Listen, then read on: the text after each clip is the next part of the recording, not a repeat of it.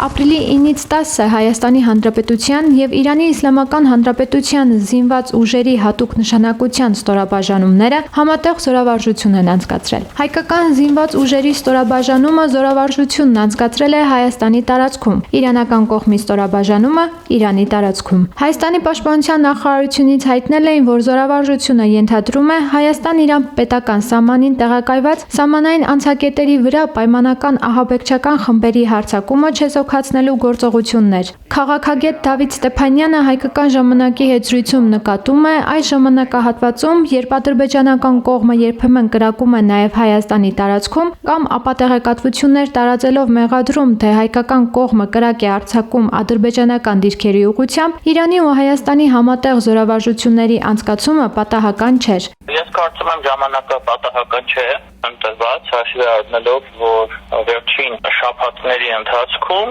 Ալիևյան ռեժիմի կողմից սպառնալիքները ահագնացել են, կրակում են արդեն Հայաստանի տարածքի ուղղությամբ, անընդհատ մեղադրում են մեզ, որ մենք ենք կրակում, ինչը ակնհայտ կեղծիք է, եւ այս իրավիճակը բերել է մի իրավիճակի իր հերթին, երբ որ մեզ մոտ որոշում է կայացնել, անցկացնել այս զորավարժությունները։ Իսկ թե ինչու է զորավարժությունն իրականացվել համատեղ, բայց ոչ նույն տարածքում, քաղաքագետը պարզաբանում է, որ դա այն կոմպրոմիսային լուծումն էր, որը չէր առաջացնի որևէ խնդիր Հայաստանի եւ նահանգների հարաբերություններում։ Սա կոմպրոմիսային լուծում է, ինչ ասում եմ, որևէ կերպ չի խանգարում իրականացնել հիմնական գործառույթը, այն է զսպել որպես գործող գործոն ադրբեջանական հնարավոր ագրեսիան։ Ես կարծում եմ, որ մինչև այդ վարժանքները անցկացնելը Հայաստանը տեղյակ է պահել դիվանագիտական կանոններով այս ցանկության մասին, եւ ես կարծում եմ, որ որևէ խնդիր ԱՄՆ-ի հետ մենք չենք ունենա։ Վերջինս շեշտում է, որ բոլորը տեղյակ են Ադրբեջանի ահաբեկչական ռեժիմի մասին։ Հետևաբար այստեղ կարևորվում է նաև այն մեսիջը, թե զորավարժությունը ենթադրում է Հայաստան-Իրան պետական սահմանին տեղակայված սահմանային անցակետերի վրա պայմանական ահաբեկչական խմբերի հարձակումը չեզոքացնելը։ Ահաբեկչական ռեժիմ, դա Ալիևյան ռեժիմն է։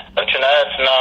փորձում է ցույց տալ, որ ինքը ահաբեկչության դեմ է պայքարում, բայց դա կարծում եմ բոլորին ակնհայտ է։ Բոլորը շատ լավ հասկանում են, թե Ալիևը ինչ նպատակներ ունի եւ ինչի համար է անընդհատ պրովոկացիաներ անում եւ ինչի համար է փորձում պատերազմական օրակարգը պահել տակ։ Այն դեպքում, երբ որ այս պահին որևէ խնդիր Հայաստանի ու Ադրբեջանի միջեւ, որը պահանջում է ռազմական լուծում, գոյություն չունի եւ իրականում 20 թվականից հետո չի ունեցել։ Թե նախազգուշացումը, թե զորավարժության մեսիջը Ալիևը նույնպես ընկալել է, ընդգծում է Ստեփանյանը։ Շատերը ասում են, որ Բաքուն լողությամբ է պատասխանում, որևէ գնահատական Բաքվից չի հնչում։ Ես ուզում եմ հիշեցնել, որ դա այդպես չէ, եւ Ալիևը ժամեր այդ վարժանքները սկսելուց հետո ելույթ ունենալով ինչ-որ կոնֆերանսում Բաքվում հայտարարել, որ Ադրբեջանը պատրաստ է միջանցքը, ճանապարհը, որը կապում է Նախիջևան Ադրբեջանի մնացած տարածքի հետ, տանել Իրանի տարածքով, քանի որ Հայաստանը դրան պատրաստ չէ։ Սա իրականում հենց պատասխան է այդ զորավարժանքներին,